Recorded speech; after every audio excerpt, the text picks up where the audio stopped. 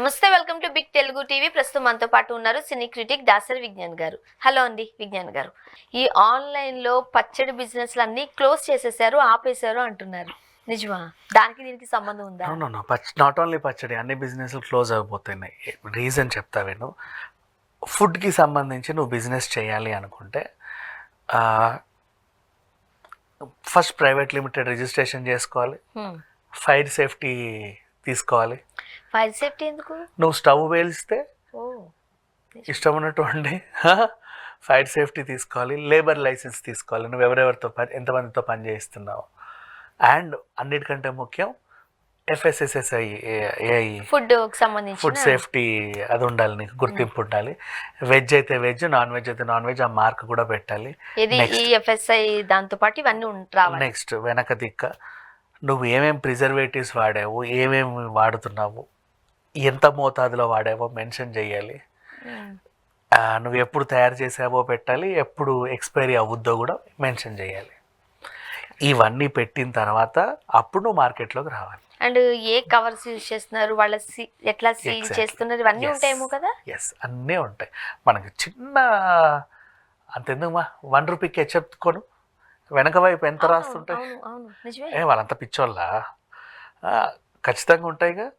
Home foods అనేది fashion అయిపోయింది. నువ్వు ఎక్కడ తయారు చేస్తున్నావు, ఏ నూనెతో చేస్తున్నావు, ఎలా చేస్తున్నావు మాకు తెలియదు.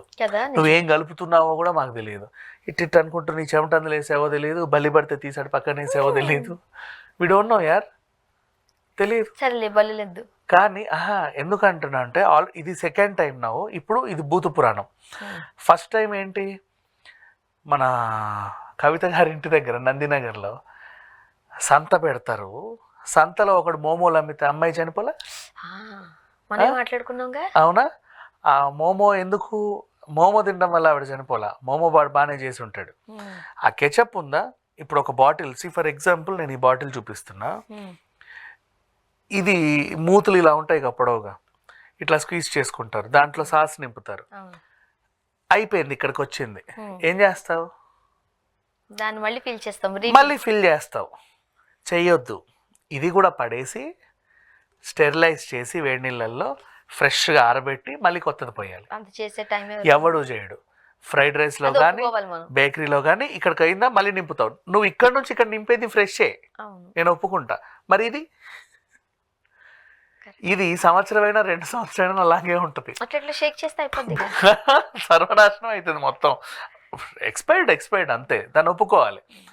అలా అదేదో ఇంతేసింతేసి పెద్ద పెద్ద బాటిల్స్ పెట్టడం కన్నా చిన్న చిన్న బాటిల్స్ పెట్టి అది ఖచ్చితంగా డేక్ అయిపోతుంది. అందుకనే కదా మనం ఆ ప్యాకెట్స్ ఎంచుకున్నాం. అవును, కరెక్టే. అది బెటర్ కదా, బెటర్. అది ఇవి నింపుకునేవి పోసుకోవడం ఎందుకు? ఏ పఫ్ అమ్మే ప్రతి బేకరీలో ఇవే ఉంటాయి. 100% చెప్తున్నా, 99%, 100% చాలా మంది స్టెరిలైజ్ చేయరు. అయిపోయిందా మళ్ళీ ఫిల్ చేయడం, అయిపోయిందా మళ్ళీ ఫిల్ చేయడం. డబ్బా చూస్తే అర్థమైపోదు. డబ్బా కూడా అలాగే, డబ్బా చూపించారు ఎంత ట్రాన్స్పరెంట్ గా ఉంది అంటే, రోజు దాన్ని క్లీన్ చేసి తోమి ఏదో చేస్తారు వాళ్ళు. అక్కడ మన డబ్బా చూస్తే అర్థమైపోతుంది. మంచి టొమాటో రంగులో ఉండేది, మంచిగా అదొకలాంటి బ్లాక్ మాసిపోతా ఉంటది. మాసిపోయిన మూతి దగ్గర కూడా నల్లగా ఉంటది, అయినా సరే వాడతారు చాలా మంది. I don't know why they are eating. సరే, అదైపోయింది. ఇట్లా నీకు చాలా మంది కూడా ఇప్పుడు ఆన్లైన్లో ఏంటి, ఏవో వేంపుడు బజ్జీలు గిజ్జీలు చేస్తాము, సకినాలు వేంపుతాము, చెకోడీలు చేస్తాం, పకోడీలు చేస్తాం, జంతికలో బొద్దింకలో ఏదో చేస్తాం, మా నెంబర్ ఒకటి పడేస్తున్నాం, కావాల్సిన వాళ్ళు ఆర్డర్ పెట్టండి. అందరూ అబ్బా ఎంత బాగా చేస్తున్నారో వీళ్ళు. దానికి మంచి పేరు చెప్పిన హోమ్ ఫుడ్స్. ఎందుకో చెప్తాను. ఇప్పుడు చిన్నప్పుడు ఈ జంతికలు లేకపోతే తినుబండారాలు సాయంత్రం స్కూల్ నుంచి రాగానే ఎంత ప్లేట్లు వేసి పెట్టడానికి ఇంట్లో అమ్మ వాళ్ళే చేసేవారు. ఇప్పుడు హైదరాబాద్లో ఎంతమంది తల్లులు పిల్లలకు వండి పెడుతున్నారు? అసలు పిల్లలు స్కూల్ నుంచి వచ్చేసరికి అమ్మలు ఇంట్లో ఉండే పరిస్థితి ఉందా? నేనే పిల్లోడు బండి నుంచి వచ్చేసరికి నేను ఏమన్నా ఇంట్లో ఉంటున్నానా? స్కూల్ 3:30కి అయిపోతుంది వచ్చేసరికి. నేను అప్పుడు ఆఫీస్లో కదా ఉంటాను, నేను వెళ్ళేసరికి 6:30, 7 అవుతుంది. ఎవరు చూస్తారు? ఎవరేం పెడతారు? ఆ పక్కలకి ఈ పక్కలకి ఏదో అడ్జస్ట్మెంట్ చేస్తాం, రాగానే కానీ పాలు కాసి వేడి చేసి ఇవ్వండి. అంతకుమించి ఎవరు ఏం చేయరు కూడా. ఇవన్నీ వచ్చేటప్పుడు అక్కడో ఇక్కడ హాట్ చిప్స్ కొనుక్కొని వెళ్ళిపోతాం. అదే కదా హోమ్ ఫుడ్స్ అని ఉంటే చాలు, దూరతాం అందులోకి. అంటే ఇక మన చెయ్యి కానీ ఇంకో చెయ్యి, అంతే మరి. సింపుల్ గా హోమ్ ఫుడ్స్ అంటే చాలా దూరుతాం. అదే కిరాణా షాపుల్లో కనుక వాడు ఈ ప్యాకేజ్డ్ ఫుడ్స్ కొంటే వాడిని కొట్టి ఇలాంటివన్నీ తినొద్దురా అంటాం, కానీ వాడు బెటర్. అవును వాడు ఏమేం కలుపుతున్నాడో, అది ఎప్పుడు తయారై వచ్చిందో అన్నీ అక్కడ రాస్తున్నాడు. అవును అవును. వీళ్ళు హోమ్ ఫుడ్స్ వాళ్ళు దాని మీద ఎక్స్పైరీ డేట్ ఉండదు, మ్యానుఫ్యాక్చరింగ్ డేట్ ఉండదు, అది ఎప్పుడు పాడై వస్తుందో కూడా నీకు చెప్పరు. నీకేమన్నా అయితే ఓ పాడై ఉంటుందిలేండి, సరే పడేయండి కొత్తది ఇస్తా అంటారు, కానీ అంతకుమించి ఏమీ చేయరు.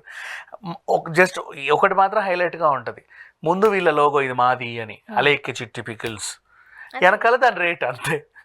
ఇది వెజ్జా నాన్ వెజ్ అసలు అందులో ఏం చచ్చిందో దాని. కానీ ఇది కూడా నిజమే కదా, ఒక్కొక్కసారి మనము ఆ బ్రాండ్ చూసి వెళ్ళిపోతూ ఉంటాం.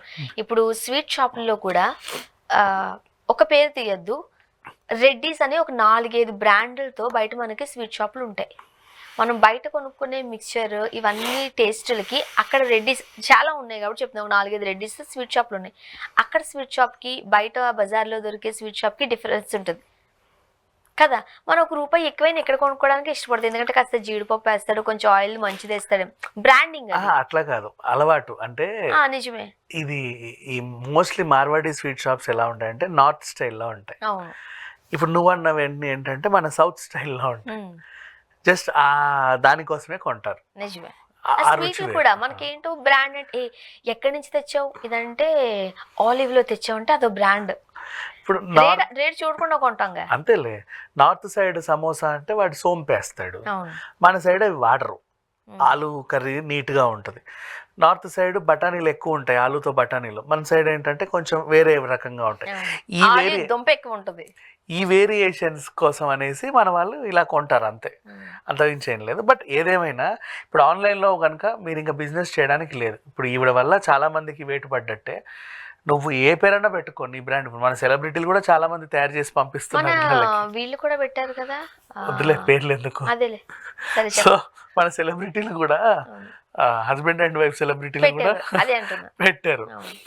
అంటే బాగానే ఉంటాయి లేదు, అదేం పెద్ద విషయం కాదు. కాకపోతే ఏంటంటే నువ్వు FSSAI సర్టిఫికేట్ తీసుకొని ఇంట్లో కూడా నువ్వు ఇందాక అన్న వాళ్ళు ఓసారి ఫైర్ సేఫ్టీ ఖచ్చితంగా తీసుకోవాలా, ఒకసారి గ్లాస్ పగిలిపోయిందని కూడా అన్నారు. సో ఫైర్ సేఫ్టీ ఇవన్నీ చూసుకున్న తర్వాత నువ్వు ఆ ఫుడ్ బిజినెస్ అనేది చేయాలి, ఇన్సూరెన్స్ కూడా పెట్టుకోవాలి, బోల్డ్ అని వివరాలు ఉంటాయి. కానీ ఇప్పుడు ఓన్లీ ఫుడ్డే కదబ్బా, ఇప్పుడు గ్రీన్ టీ బాగా ప్రాచుర్యంలోకి వచ్చింది కదా. అంతకుముందు ఏముండేది గ్రీన్ టీ ఒక 6-8 ఏళ్ల క్రితం. ఇప్పుడు కేరళ నుంచి వచ్చిన ఆకులతో గ్రీన్ టీ అని, అది కూడా మనకు ఆన్లైనే, సున్నిపిండి ఆన్లైన్. ఒక్కొక్కసారి అమ్మమ్మలు నాన్నమ్మలు చూస్తే నవ్వుతా ఉంటారు, వాళ్ళు ఇంట్లో చేసేవారు, అప్పట్లో దంచేవారేమో, ఇప్పుడు మిక్సీ పట్టుకుని వస్తుంది కదా. కానీ సున్నిపిండి మనం ఆన్లైన్లో కొనుక్కుంటున్న పరిస్థితి, గ్రీన్ టీ ఆకులు కొనుక్కుంటున్న పరిస్థితి. ఇంకా చెప్పనా, బయట కొనుక్కునే టీ కన్నా కూడా ఏదో చెప్తారు ఆ టీ ఈ టీ ఆ టీ అని, దాన్ని కూడా మనం ఆన్లైన్లోనే తెచ్చి పెడతాము.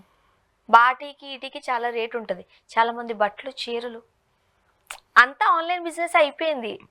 ఆ ఫాలోవర్స్ అందరూ ఇష్టపడుతున్నారు కూడా, నేను కూడా కొనుక్కుంటాను. కరెక్టే, కానీ బయట షాప్ పెట్టినోడు వాడు రిజిస్ట్రేషన్ నీట్గా రిజిస్టర్ అయ్యి ప్రైవేట్ లిమిటెడ్ రిజిస్ట్రేషన్ చేసుకొని వాడు పెట్టుకుంటున్నాడు. ఇంకో జోక్ చెప్పనా, ఇప్పుడు వెయిట్ లాస్ ప్రోగ్రామ్స్ చేస్తారు కదా, వాళ్ళు నేను ఇదే గ్రీన్ టీ తాగుతున్నా అంటారు.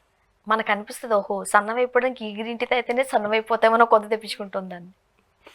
అవి ఉంటాయిలే, కామన్, పెద్ద విషయం కాదు. బట్ ఆన్లైన్లో ఏది అమ్మాలన్నా ఇక మీదట రిజిస్ట్రేషన్ కంపల్సరీ, సర్టిఫికేట్లు కంపల్సరీ. ముందు నీ బ్రాండ్తో పక్కన పెడితే ఇప్పుడు కొన్ని షాప్స్కి వెళ్తే కౌంటర్లో కూర్చున్నవాడు వెనకాల ఫ్రేమ్ కట్టించి మరీ పెడతారు, మాది రిజిస్ట్రేషన్ అయ్యింది అని, GST నెంబర్ కూడా పెడతారు, యాక్చువల్గా పెట్టాలి.